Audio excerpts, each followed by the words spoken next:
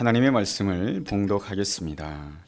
다윗이 사울이 자기의 생명을 빼앗으려고 나온 것을 보았으므로 그가 십광야 수풀에 있었더니 사울의 아들 요나단이 일어나 수풀에 들어가서 다윗에게 이르러 그에게 하나님을 힘있게 의지하게 하였는데 곧 요나단이 그에게 이르기를 두려워하지 말라. 내 아버지 사울의 손이 내게 미치지 못할 것이요 너는 이스라엘의 왕이 되고 나는 내 다음이 될 것을 내 아버지 사울도 안다 하니라. 두 사람이 여호와 앞에서 언약하고 다윗은 수풀에 머물고 요나단은 자기 집으로 돌아가니라. 그때에 십 사람들이 기브아에 이르러 사울에게서 나와 이르되 다윗이 우리와 함께 광야 남쪽 하길라산 수풀 요새에 숨지 아니하였나이까. 그러한즉 왕은 내려오시기를 원하시는 대로 내려오소서.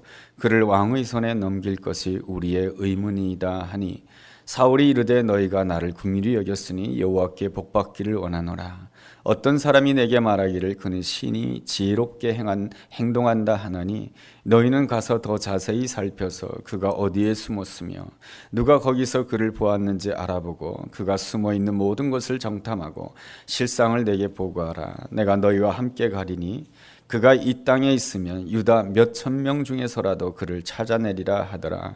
그들이 일어나 사울보다 먼저 시브로 가니라. 다윗과 그의 사람들이 광야 남쪽 마온 광야 아라바에 있더니 사울과 그의 사람들이 찾으러 온 것을 어떤 사람이 다윗에게 아뢰매 이에 다윗이 바위로 내려가 마온 황무지에 있더니 사울이 듣고 마온 황무지로 다윗을 따라가서는 사울이 산 이쪽으로 가매 다윗과 그의 사람들은 산 저쪽으로 가며 다윗이 사울을 두려워하여 급히 피하려 하였으니 이는 사울과 그의 사람들이 다윗과 그의 사람들을 에워싸고 잡으려 함이었더라. 전령이 사울에게 와서 이르되 급히 오소서 블레셋 사람들이 땅을 침노하나이다. 이에 사울이 다윗 뒤쪽 길을 그치고 돌아와 블레셋 사람들을 치러 갔으므로 그곳을 셀라 하마느것이라 칭하니라. 다윗이 거기서 올라가서 엔게디 요새에 머무니라. 어떤 모임에서 있었던 일입니다. 모임의 인도자가 참석한 사람들에게 종이 5장씩을 다 나눠 주었습니다.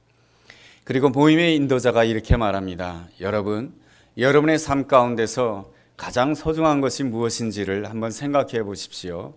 종이 한 장마다에다가 내가 아주 소중하다고 생각되는 것들을 한번 적어 보시기 바랍니다. 그러자 사람들은 5가지씩 적게 됩니다. 여러분이라고 한다면 여러분에게 주어진 종이에다가 내 인생에 소중한 것이 무엇일까 생각하며 적는다면 여러분은 무엇을 적겠습니까? 대부분의 사람들이 적는 것이 이렇습니다. 가족을 적고요.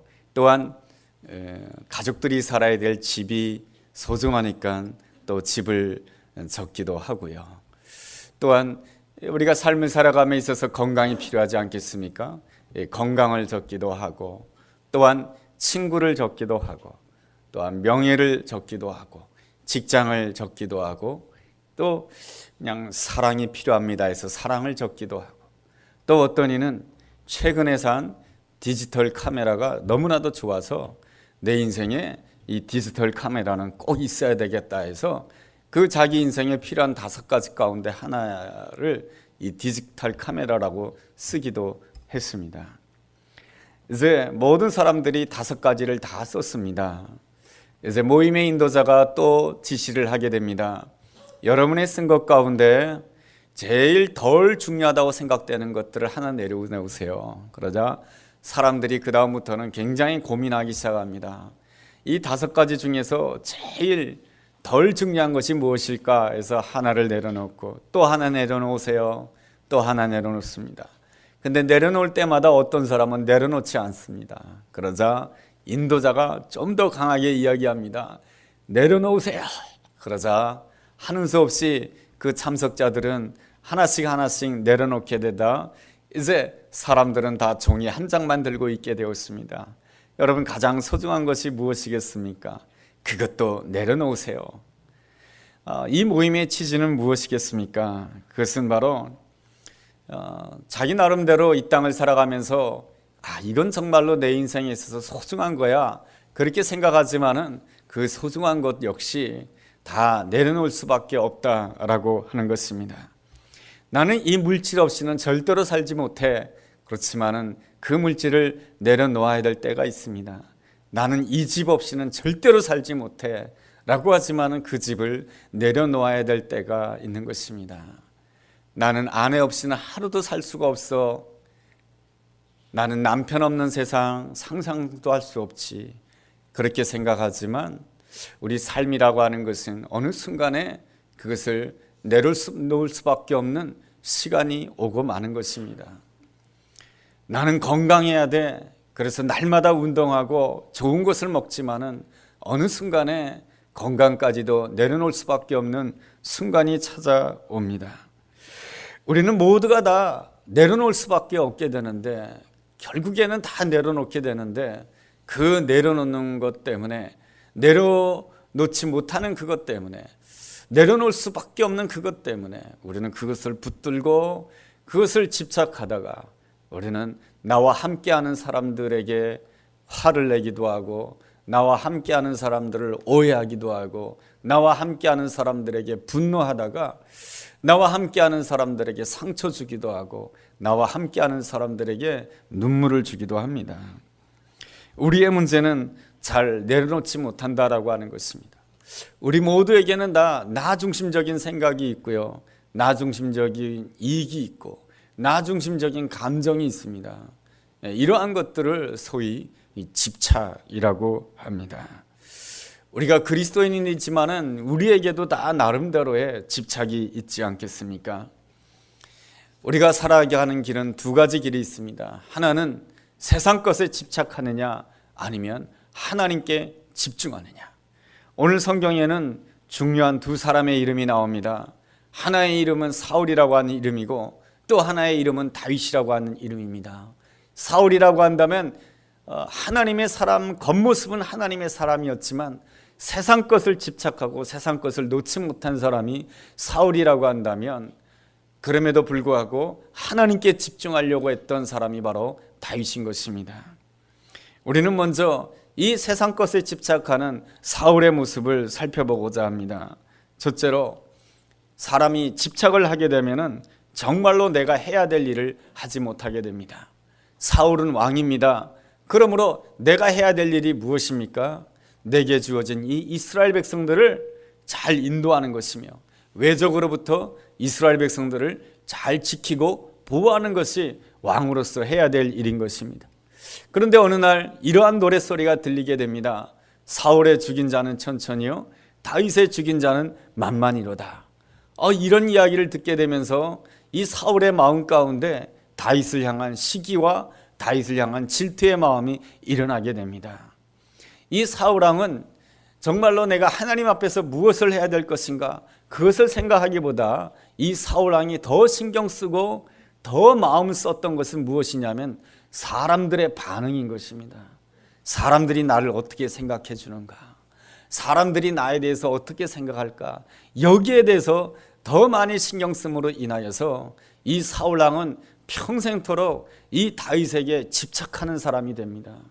저 다윗이 나보다 사람들에게 인기가 더 많으니까 언젠가는 저 다윗이 내 자리를 빼앗을 것이다, 그렇게 생각하게 됩니다. 그렇지만 말이죠, 그 모든 생각들, 그 모든 미움의 감정들은 이 사울 자기중심적인 생각이요, 자기중심적인 감정인 것입니다. 다윗은 그런 생각을 하지 않았거든요. 이 사울왕이 집착에 빠진 것입니다. 여러분, 이 집착에서 벗어나기 위해서는 어떻게 해야 되겠습니까? 집착에서 벗어나기 위해서는 항상 하나님 앞에서 자기 자신을 볼 줄 알아야 됩니다. 하나님께서 지금 내가 이러한 생각을 가지고 있는데 하나님께서는 지금 내가 가지고 있는 이 생각에 대해서 어떻게 생각하실까? 내가 가지고 있는 생각을 기뻐하실까? 내가 가지고 있는 생각을 싫어하실까? 지금 내가 어떤 미움의 감정을 가지고 있습니다. 그렇다라고 한다면 하나님께서 나의 이 미움의 감정을 보신다라고 한다면 하나님께서 어떻게 생각하실까를 생각할 수 있다라고 한다면 뭡니까? 자기중심적인 그 생각과 자기중심적인 감정에서 벗어날 수 있게 되는 것입니다.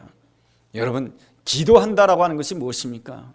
물론 기도한다고 하는 것은 나의 삶에 어려운 문제가 있을 때 하나님, 이 어려운 문제를 해결해 주세요 하는 것이 기도일 수 있지만은 정말로 성숙한 사람의 아름다운 기도라고 하는 것은 무엇입니까? 그것은 바로 하나님과 교제하는 것이며 하나님과 대화하는 것이며 하나님과 소통하는 것입니다. 하나님과 소통하는 것이 진정으로 기도라고 한다면 기도할 때에 이러한 생각을 가져야 되는 것입니다. 하나님, 지금 내가 이러한 생각을 가지고 있는데, 이러한 불평의 생각을 가지고 있는데, 이러한 원망의 생각을 가지고 있는데, 하나님께서는 이 내가 가지고 있는 이 생각들을 어떻게 생각하실까? 지금 나는 손해본 것 때문에 마음이 굉장히 힘들고 분노하고 있는데, 하나님께서는 내가 가지고 있는 이 감정을 본다라고 한다면 하나님께서는 어떻게 생각하실까?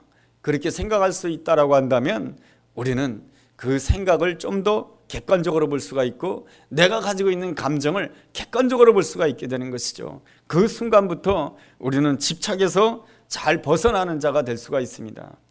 이렇게 집착에서 벗어난 자의 아름다운 기도는 이렇습니다. 이런 지경까지 가게 되는 것이죠.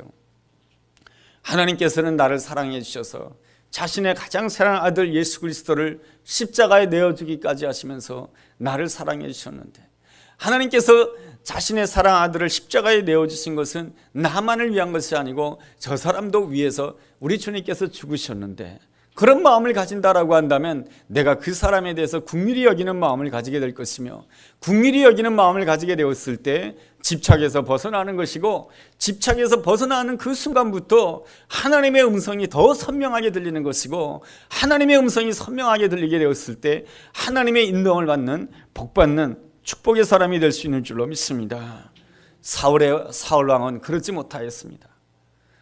그도 하나님 믿는 사람이었지만, 기도한다고 했지만은 제대로 기도하지 못한 것이죠. 내가 원하는 것에 대해서 하나님께 기도할 줄 알았지만은 내 중심적인 생각, 내 중심적인 감정에 대해서는 하나님 앞에서 돌아보는 그러한 시간을 가지지 못하였습니다. 그러다가 보니까 이 사울 왕은 정말로 하나님 앞에서 내가 해야 될 일을 하지 못하는 결과를 낳게 됩니다. 하루는 사울 왕이 보고를 받게 됩니다. 그일라 지방에 블레셋 사람들이 쳐들어왔다라고 하는 것입니다. 그 이야기를 들었음에도 불구하고 사울 왕은 군대를 이끌고 그일라 지방으로 가지 않습니다. 왜 그런지 아십니까? 이 그일라 지방은 유다 지파의 땅이거든요. 유다 지파에는 누가 있습니까? 다윗이 있는 것입니다. 다윗이 미우니까 그일라 사람들이 미운 것이에요. 그일라 사람들이 미우니까 그일라 사람들이 블레셋 사람들에게 고통당한다 할지라도 뭡니까? 이 사울 왕이 군대를 이끌고 가지 않게 되는 것입니다. 그러다가 사무엘상 23장 8절 말씀에 보면은 사울 왕이 이 보고를 받게 됩니다. 다윗이 그일라 땅에 있다라고 하는 보고를 받게 됩니다. 그렇게 되었을 때 이 사울 왕은 군대를 이끌고 그일라 땅으로 가게 됩니다. 사울 왕이 왜 군대를 이끌고 그일라 땅으로 가는 것입니까? 그일라 사람들을 블레셋 사람들로부터 보호하기 위해서 가는 것입니까? 그렇지 않습니다. 내가 미워하고 내가 분노하는 그 대상인 다윗을 잡으려고 군대를 이끌고 가는 것입니다. 사울 왕은 집착에 사로잡힘으로 인해서 하나님 앞에서 왕으로서 마땅히 해야 될 일을 하지 못하고 있는 것입니다. 대신 하지 말아야 될 일을 하게 되는 것이죠. 사무엘상 22장에 보면은 이 사울 왕이 높 땅에 있는 제사장과 그의 가족들을 다 죽이게 됩니다. 왜 죽이게 되냐면은 도망치는 다윗을 숨겨줬다라고 하는 이유 때문에 다 죽이게 됩니다. 그리고 오늘 사무엘상 23장에서는 그일라 땅에 군사를 이끌고 가고 있지만은 그 그일라 사람들을 구원해 주기 위해서 그일라 땅에 가는 것이 아니고 다윗을 잡기 위해서 그일라 땅에 가는 것입니다. 이것이 바로 집착에 사로잡힌 이 사울 왕의 잘못된 모습이며 못난 모습인 것입니다. 하나님께서는 아브라함을 부르십니다. 그랬을 때 제일 먼저 하신 말씀이 무엇입니까? 너는 너의 번톡 친척 아비집을 떠나라고 말씀해 주십니다. 네가 믿음 생활을 하려고 하느냐? 그렇다라고 한다면 번토 친척 아비집을 떠나라라고 하는 것입니다. 번토 친척 아비집을 떠나라라고 하는 것이 번토 사람들과는 만나지 말고 친척들과는 만나지 말고 고향 사람들과는 상종하지 말라는 그런 뜻입니까? 그렇지 않습니다. 사람들은 말이죠, 이게 성장하면서 자기 나름대로의 사고의 틀을 가지게 됩니다. 사고의 틀을 형성함에 있어서 가장 영향력을 미치는 사람이 자신의 부모입니다. 부모는 자기에게 사고에 영향을 미치게 됩니다. 이런 사람과 이런 사람이 결혼을 하게 되면 굉장히 불행하죠. 뭐냐면 집안의 아버지는 주방에서 손 하나 까딱하지 않아요. 그런 집안에서 성장한 남자와 그리고 다른 가정의 여자는 뭡니까? 아버지가 뭡니까? 집안에서 이거 뭐 굉장히 뭐 설거지도 잘해 주시고 뭐 방도 잘 닦아주는 아주 가정적인 아버지예요. 그 집안의 딸과 뭡니까? 그 아버지가 완고하시고 또 아버지는 절대로 부엌에는 한 발자국도 들어가지 않는 그 가정에서 자란 아들과 그 자상한 아버지 밑에서 성장한 딸과 결혼하게 되면은 이 사고의 틀이 말이죠, 서로가 부딪혀 가지고 항상 문제를 일으키게 되는 거예요. 그래서 옛 어른들이 이제 부모를 보게 되는 것이죠. 결혼할 때 말이죠.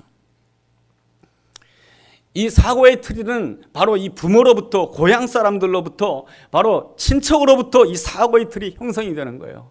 그런데 하나님께서 아브라함으로 하여금 내 본토 친척 아비 집을 떠나라라고 하는 것은 무슨 뜻이냐 하면은 너의 사고의 틀을 떠나서 말씀의 틀로 새롭게 변화시키라. 이것이 하나님이 원하시는 뜻인 것입니다.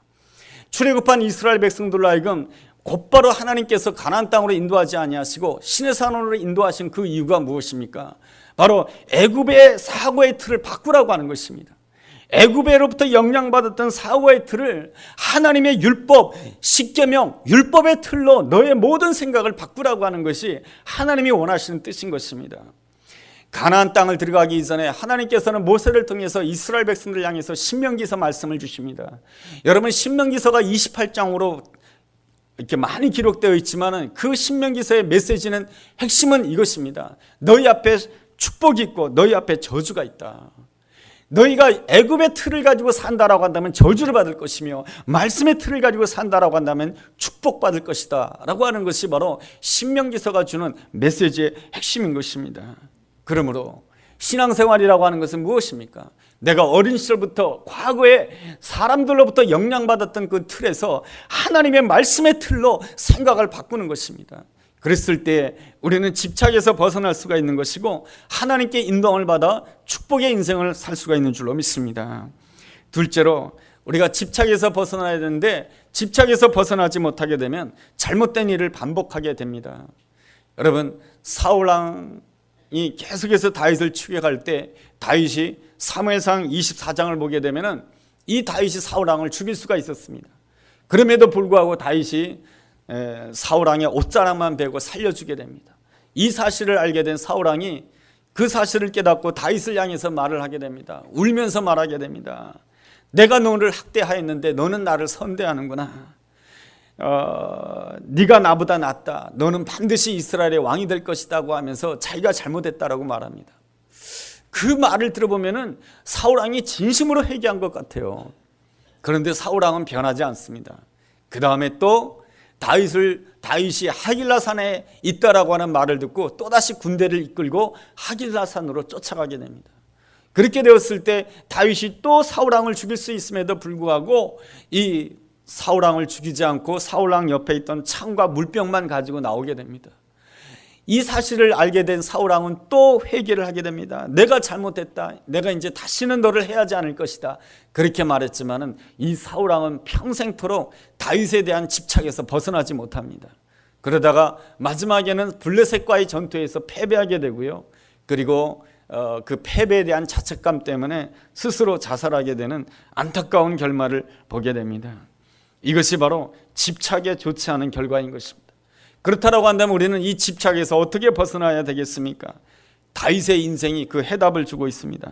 첫째로 다윗은 하나님 앞에 철저하게 집중하였습니다.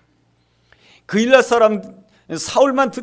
사람들이 고통당한다는 소식을 들었을 뿐만 아니라 다윗도 그일랏 사람들에게 고통당한다라고 하는 소식을 들었습니다. 그랬을 때 사무엘상 23장 2절에 보면은 다윗이 하나님께 나아가서 묻게 됩니다. 하나님, 내가 이 그일랏 사람을 구원해야 됩니까? 말아야 됩니까? 하나님께 묻게 되었을 때 하나님께서 응답해 주십니다. 그일랏 사람을 구원하라고 말이죠.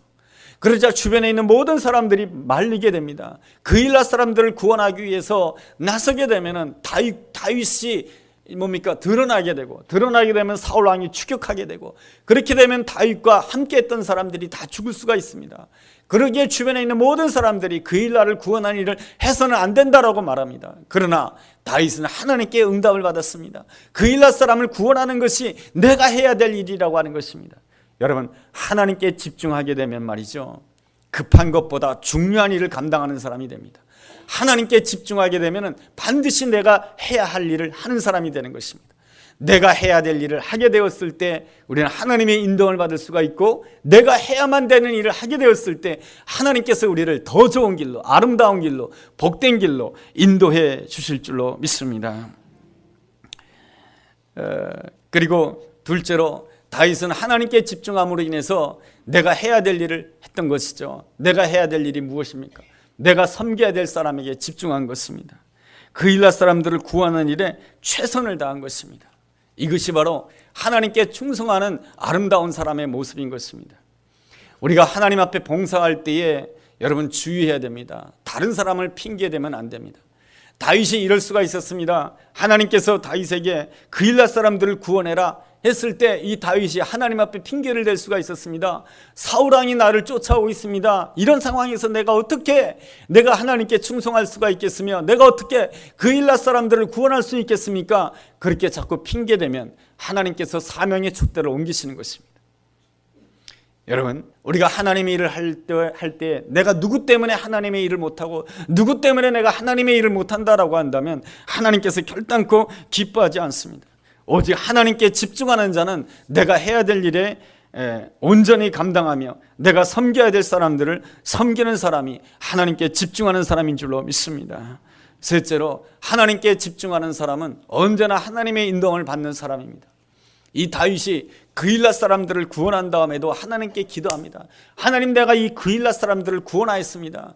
내가 이 그일라 성에 머물러야 됩니까? 떠나야 됩니까? 그것도 하나님 앞에 기도하였던 것입니다. 여러분, 우리가 하나님의 일을 할 때 대가를 생각하면 안 돼요.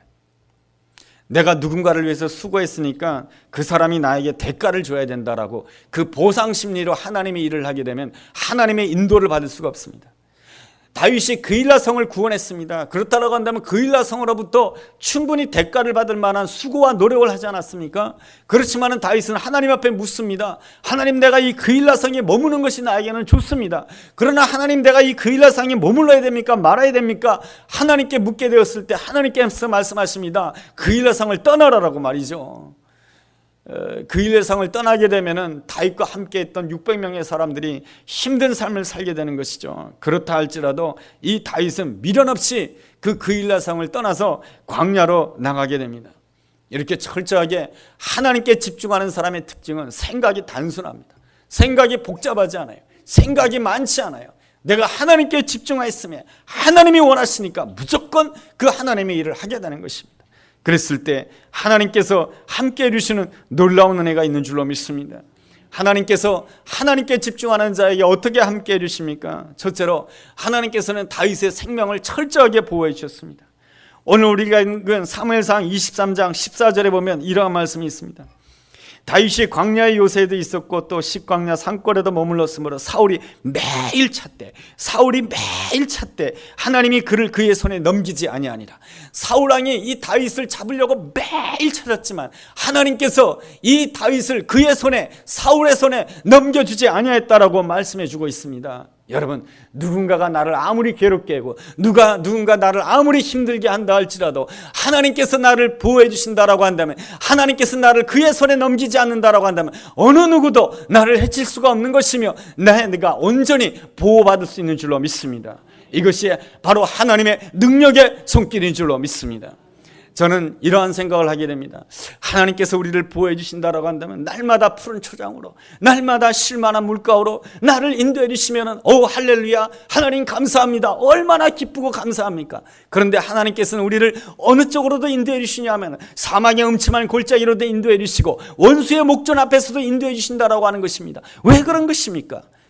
우리가 보통 말이죠, 우리의 삶이 항상 푸른 초장이고 우리의 삶이 항상 쉴만한 물가면 우리는 참 연약해서 하나님이 나에게 주신 은혜를 잊어버린다니까요.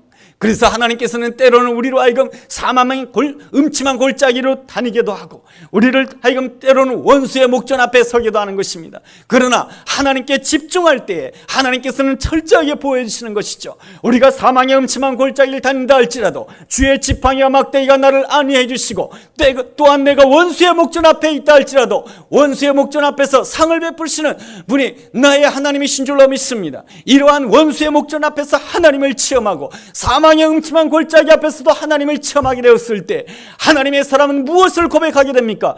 여호와는 나의 목자시니 내가 부족함이 없음이로다. 내가 오늘 푸른 초장에 있기 때문에 부족함이 없는 것이 아니고 여호와께서 나의 목자시기 때문에 부족함이 없습니다. 내가 오늘 사망의 음침한 골짜기에 있다 할지라도 여호와께서 나의 목자시기 때문에 부족함이 없습니다. 내가 원수의 목전 앞에 있다 할지라도 내 인생은 부족함이 없습니다. 이유는 여호와께서 나의 목자시기 때문에 그러한 것입니다. 이것이 바로 무엇입니까? 하나님의 아름다움을 기억하는 자의 아름다운 모습 아니겠습니까? 여러분, 신앙이라고 하는 것이 무엇입니까? 기억하는 것입니다. 여러분, 구약 성경을 말한다라고 한다면 끊임없이 기억하라고 하는 것입니다. 뭘 기억하라고 하는 것입니까? 출애굽의 역사를 기억하라고 하는 것이죠. 너희들의 출발점이 무엇이냐? 400년 동안 노예 생활하던 사람들이 너의 조상들이 아니냐? 그런데 그 너희들을 인도해내서 지금 이 가나안 땅에 살게 한 자가 누구냐? 바로 하나님이시다라고 하는 것이죠. 여러분, 신약 성경이 우리에게 말해주는 것은 무엇입니까? 기억하라고 하는 것이죠. 너희들은 본질상 진노의 자녀였는데 이제 예수 그리스도의 피로 말미암아서 하나님의 아들 하나님의 딸이 되었다라고 하는 것이죠. 예수 그리스도의 십자가를 기억하라고 하는 것이죠. 그것이 신약 성경이고 출애굽의 역사를 기억하라고 하는 것이 바로 구약 성경이며 신구약 성경이 다 말하는 것이 무엇입니까? 하나님의 구원의 역사를 기억하라고 하는 것입니다. 날마다 하나님의 아름다움을 기억하며 하나님을 찬양할 때마다 하나님의 아름다움이 우리의 삶 가운데 풀어지게 되는 놀라운 역사가 있게 될 줄로 믿습니다. 우리가 날마다 하나님을 찬송하며 하나님을 노래하는 이유가 무엇입니까? 그 하나님의 아름다움을 노래할 때마다 그 하나님의 아름다움이 성령의 역사를 통해서 내 생각과 마음을 지배할 것이며 그 하나님의 아름다움이 내 삶을 다스리게 될 줄로 믿습니다. 하나님의 아름다움이 내 가정을 다스리고 내 삶을 다스리게 될 때 그것이 진정한 하나님의 은혜요 축복인 줄로 믿습니다. 둘째로, 하나님께 집중하는 자에게 하나님이 주시는 놀라운 축복이 있는데 하나님께서는 반드시 위로자를 주신다라고 하는 것입니다. 여러분, 사울왕처럼 이 다윗을 힘들게 하는 사람이 있지만 여러분, 다윗의 인생에는 사울만 있는 것이 아니에요. 요나단 같은 사람도 있는 줄로 믿습니다. 여러분, 나의 인생에는 나를 힘들게 하는 사람만 있는 것이 아니에요. 나에게 축복해 준 사람, 나를 위로해 준 사람, 나도 나를 격려해 준 사람도 있는 줄로 믿습니다. 그러므로 나를 힘들게 하고 나를 고통스럽게 하는 그 사람 때문에 낙심하고 절망하지 마시기 바랍니다. 여러분, 오늘 본문 사무엘상 23장 17절에서 요나단이 뭐라고 이야기를 합니까? 여러분, 요나단이 누구입니까? 사울왕의 아들 아닙니까? 참 아버지와 아들이 달라요. 그 아버지의 그 아들이 아니에요. 아버지와 아들이 다른 거예요. 엄마와 딸이 다른 거예요. 다 달라요. 여러분, 17절에 보면 이러한 말씀이 있습니다. 곧 요나단이 그에게 이르기를 두려워하지 말라. 내 아버지 사울의 손이 내게 미치지 못할 것이요 너는 이스라엘의 왕이 되고 나는 내 다음이 될 것을 내 아버지 사울도 안다. 이 요나단이 전해주는 소식은 너무나도 좋은 소식인 것입니다. 우리가 살아가는 모든 세상에는 이렇게 두 종류의 사람이 있습니다. 말을 해도 늘 공격적으로 말하고 판단하고 정죄하는 사람이 있는가 하면 말을 해도 늘 좋은 말만 해주는 사람이 있어요. 늘 축복해주고 격려해주고 아름다운 말을 해주고. 여러분, 복음이라고 하는 것이 뭡니까? 좋은 소식이란 뜻 아니겠습니까? 여러분, 우리가 무엇을 믿는 사람입니까? 복음을 믿는 사람 아닙니까? 그렇다라고 한다면 우리는 매 순간순간마다 내 옆에 있는 사람의 나쁜 소식은 전해주지 말았어요. 나쁜 소식을 전해줄 필요가 없어요. 좋은 소식만 전해주게 되었을 때 정말로 하나님이 기뻐하는 요나단 같은 귀한 사람이 될 수 있는 줄로 믿습니다. 또한 요나단의 아름다운 점은 다른 사람에 대해서 꼬치꼬치 묻지 않는다라고 하는 것입니다. 지금 다윗이 어떻습니까? 지금 도망 다니고 있지 않습니까? 그러면 요나단의 입장에서는 다윗이 고생스럽죠. 고생스러운 사람을 보면서 꼭 물어봐요. 너 지금 어디 살고 있느냐? 어떻게 살고 있느냐? 전세방에 살고 있느냐? 월세방에 살고 있느냐? 그걸 지금 알아서 뭐 해요? 그죠? 월세방에 살고 있으면 월세 도와줄 거예요? 집이 없으면 집 사줄 거예요? 그렇지도 않으면서도 너 지금 살고 있는 데가 뭐 월세냐? 뭐 월세는 얼마냐? 그걸 왜 자꾸 꼬치꼬치 물어요? 요나단은 말이죠, 다른 사람의 사생활에 대해서, 과거에 대해서 묻지 않습니다. 여러분, 우리 관계 속에서 말이죠, 자꾸 꼬치꼬치 물으면은 대답을 하지 마세요. 그거 다 대답해 주면 다 올무가 되는 것이에요. 꼬치꼬치 묻는 것은 아름답지 못한 것입니다. 여러분, 요나단은 꼬치꼬치 묻는 대신에 뭘 합니까? 하나님을 의지해라. 절대로 사울 왕의 손에 네가 죽지 않을 것이다. 너는 반드시 이스라엘의 왕이 될 것이다. 축복해주고 격려해주고 위로해주고 승리해야 된다, 이겨야 된다라고 하는 말만 해주게 됩니다. 참 참다운 친구인 것이죠. 요나단 같은 사람이 옆에 있게 되었을 때 그 공동체는 행복한 공동체가 되는 줄로 믿습니다. 셋째로, 하나님께서는 하나님께 집중하는 다윗을 위하여 정확한 시간에 보호해 주십니다. 여러분, 26절 하반절에 보면 이런 말씀이 있습니다. 사울과 그의 사람들이 다윗과 그의 사람들을 에워싸고 잡으려 함이었더라. 여러분, 사울과 그의 부하들이 이 다윗을 점점 포위망을 좁혀오고 있습니다. 그러니 이 다윗이 얼마나 힘들고 어려운 상황 가운데 있었겠습니까? 그러나 다윗은 그 가운데서도 하나님께 집중하였습니다. 하나님께 집중하였을 때 어떤 역사가 일어나게 됩니까? 27절에 보니까 전령이 사울에게 와서 급히 오소서 블레셋 사람들이 땅을 침노하나이다. 왕이여, 블레셋 사람들이 우리나라를 쳐들어왔습니다. 그러자 이 다윗을 포위하던 이 사울 왕이 그만두고 그 자리를 떠나가게 됩니다. 그래서 성경에서는 그 자리의 이름을 뭐라고 칭하게 됩니까? 28절 하반절에 셀라 하마느곳이라고 표현하게 됩니다. 셀라 하마느곳이다라고 하는 뜻은 무슨 뜻입니까? 분리하는 바위라고 하는 뜻인 것입니다.